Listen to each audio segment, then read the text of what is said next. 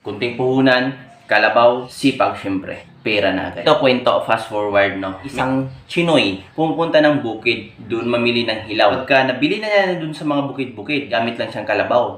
Yung kalabaw na yung makargahan niya ng 4 na sako. Tapos, dadalhin sa bayan. Pagdating ng bayan, pahinugin lang ng kaunti, ilang araw, ibibinta niya ng mas mataas na presyo. Pag ang puhunan mo lang sipag, kalabaw, yun na yun.